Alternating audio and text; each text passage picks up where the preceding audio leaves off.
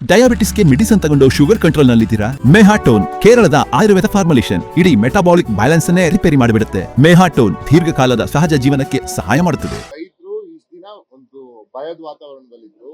ಈಗ ಹೇಗೆ ನೀವೇ ನೋಡ್ತಿದ್ದೀರಿ, ಬಿಡದಿನಿ ರಾಜಕೀಯವಾಗಿ ಅಂತ ತಿಳ್ಕೊಂಡಿದೆ. ಅದ್ರ ಮೇಲೆ ಒಂದು ರೈತರಿಗೆ ಒಂದು ಪುಷ್ಟಿ ಸಿಕ್ತು. ಜನ ಸರ್ಕಾರದ ಮುಖ್ಯಮಂತ್ರಿಗಳು ನಮ್ಗೆ ರೈತರ ಪರವಾಗಿದ್ದಾರೆ, ರೈತರಿಗೆ ನ್ಯಾಯ ಕೊಡಿಸ್ತಾರೆ ಅನ್ನೋದು ಒಂದು ಭಾವನೆಯಲ್ಲಿ ಈಗ ಒಂದೊಂದೇ ಆಗಿ ಹೊರಗಡೆ ರೈತರಿಗೆ ಏನೇನು ಅನ್ಯಾಯ ಆಗಿದೆ ಹೊರಗಡೆ ಬರ್ತಾ ಇದ್ದಾರೆ. ನಾಳೆ ಇನ್ನೂ ಒಂದೆರಡು ಇದೇ ತರ ನಮ್ಮ ಜಿಲ್ಲೆಗೂ ಸಮಸ್ಯೆಗಳನ್ನ ಹೊರಗಡೆ ಬರ್ತವೆ ಹಾಸನ ಜಿಲ್ಲೆಗೆ.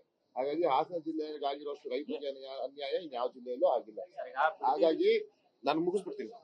ಹಾಗಾಗಿ ಇವತ್ತು ರೈತರು ಅವರು ಒಂಬತ್ತವಾಗಿ ಬಂದಿದ್ದಾರೆ. ನಿಮ್ಗೆಲ್ಲ ಗೊತ್ತಿರೋಂಗೆ ಅದಾಗ್ಲೇ ಕಂಪಲ್ಸರಿ ಲ್ಯಾಂಡ್ಗೆ 40% ಅವರು ಹಕ್ಕುಬಾದರಾಗಿದ್ದಾರೆ. ಹೈಕೋರ್ಟ್ ಸಹ ಸೂಚನೆ ಕೊಟ್ಟಿದೆ, ಏನ್ ನಿಮ್ ಪಾಲಿಸಿ ಏನಿದೆ ಆ ಪಾಲಿಸಿ ಅಂತೆ ನೀವು ರೈತರಿಗೆ ಅನುಪಾತದಲ್ಲಿ ನಿವೇಶನಗಳನ್ನ ಹಂಚಿ ಅಂತ ಹೇಳಿದೆ.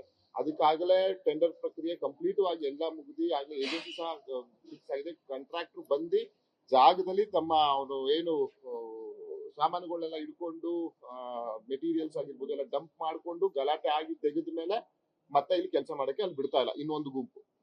ಇವರ ರೈತರ ಅಪೋಸಿಟ್ ಗುಂಪು ಅಂದ್ರೆ ಯಾರಿಗೆ ಅದು ಆಗ್ಬಾರ್ದು ಮತ್ತೆ ರೈತರಿಗೆ ಆಗದೆ ಇರ್ಬೇಕಬಾರ್ದು ಅನ್ನೋ ಒಂದು ಗುಂಪು ರೈತರಿಗೆ ತೊಂದರೆ ಕೊಡ್ತಾ ಇದೆ. ಇವತ್ತು ಜನ ಸರ್ಕಾರದ ಮುಖ್ಯಮಂತ್ರಿಗಳನ್ನ ಎಲ್ಲಾ ನೊಂದಂತಹ ರೈತರುಗಳು, ಬರೀ ರೈತರಲ್ಲ ನೊಂದಂತಹ ರೈತರುಗಳು ಮನವಿ ಮಾಡಿದ್ದಾರೆ. ಇವತ್ತು ಮುಖ್ಯಮಂತ್ರಿಗಳಿಗೆ ಸಕಾರಾತ್ಮಕ ಸಂಜೆ ಒಳಗಡೆ ಇದನ್ನ ಬಗೆಹರಿಸಿಕೊಡುವ ಕೆಲಸ ಮಾಡ್ತೀವಿ ಅಂತ ಹೇಳಿದ್ದಾರೆ. ಸರ್ಕಾರ ನಿಮ್ದಿದೆ, ನೀವು ಸಂಸದರು ಇದ್ದೀರಾ, ನಿಮ್ ಸರ್ಕಾರ ಹೇಳಿ ಸರ್ಕಾರ ಇದನ್ನು ಕಾಮಗಾರಿ ಮಾಡ್ಲಿಕ್ಕೆ ಬಿಡ್ತಾ ಇಲ್ಲ ಅಂತಂದ್ರೆ ನಿಮ್ ಸರ್ಕಾರ ಆಗಿರ್ಲಿಲ್ಲ. ಆಗ ವೈಫಲ್ಯ ಅಂತ ನಾನು ಅದನ್ನ ನಾನು ಯಾವ್ದೇ ಕಾರಣಕ್ಕೂ ಒಪ್ಕೊಳ್ಳೋಕೆ ತಯಾರಿಲ್ಲ.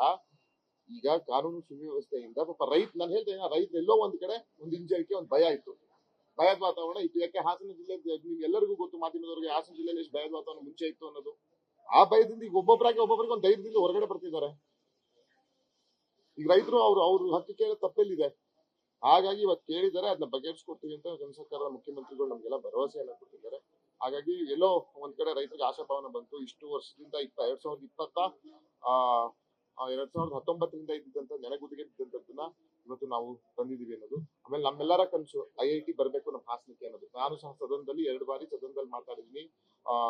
ಕೇಂದ್ರ ಎಜುಕೇಶನ್ ಸಚಿವರು ಧರ್ಮೇಂದ್ರ ಪ್ರಧಾನ್ ಅವ್ರನ್ನ ಭೇಟಿ ಮಾಡಿ ಗೌರವಪೂರ್ವಕವಾಗಿ ಮನವಿಯನ್ನು ಸಲ್ಲಿಸಿದ್ವಿ. ಸದನದಲ್ಲೂ ಮಾತಾಡಿದೆ. ಇಲ್ಲಿವರೆಗೂ ಈಗ IIT ಕೊಟ್ಟು ಅವರು ಚುನಾವಣಾ ಬಜೆಟ್ ಅಲ್ಲಿ ಏನು ಕಳೆದ ವರ್ಷ ಬಜೆಟ್ ಅಲ್ಲಿ ಈ ಮುಂಬರುವ ಬಜೆಟ್ ಎಲ್ಲರೂ ಕೊಡ್ತಾರೆ ಅನ್ನೋದು ನಮ್ಗೊಂದು ಆಶಾಭಾವನೆ. IITಗೆ ಯಾಕಂತ ಹೇಳಿದ್ರೆ ಸುಮಾರು ಅಧಿಕಾರಿಗಳು ಹೇಳೋ ಪ್ರಕಾರ ನಮ್ಗೆ 350ರಿಂದ 400 ಎಕರೆ IIT ಬೇಕು ಅಂತ ಹೇಳ್ತಾರೆ. ಹಾಗಾಗಿ ಅದಕ್ಕಿಂತ ಹೆಚ್ಚು ನಮ್ಮಲ್ಲಿ ಇದ್ರ ಲಭ್ಯತೆ ಇದೆ, ಯಾವುದು ಭೂಮಿ ಲಭ್ಯತೆ ಇದೆ. ಹಾಗಾಗಿ IIT ತರದ ಪ್ರಾಮಾಣಿಕ ಪ್ರಯತ್ನ ಮಾಡ್ಲಿ ನಾನು ಕೇಳ್ತಾ ಇದ್ದೀನಿ, ಎಲ್ಲರನ್ನೂ ಕೇಳ್ತಾ ಇದ್ದೀನಿ. IIT ತರ ಒಂದು ಪ್ರಾಮಾಣಿಕ, ಯಾಕಂದ್ರೆ ಕೇಂದ್ರ ಸರ್ಕಾರದಲ್ಲಿ ನಾವು ವಿರೋಧ ಪಕ್ಷದಲ್ಲಿದ್ದೀವಿ, ಇಂಡಿಯಾ ಮೈತ್ರಿಕೂಟ, ಅದ್ರಲ್ಲಿ ನಾವು ಒಂದು ಭಾಗ ಕಾಂಗ್ರೆಸ್.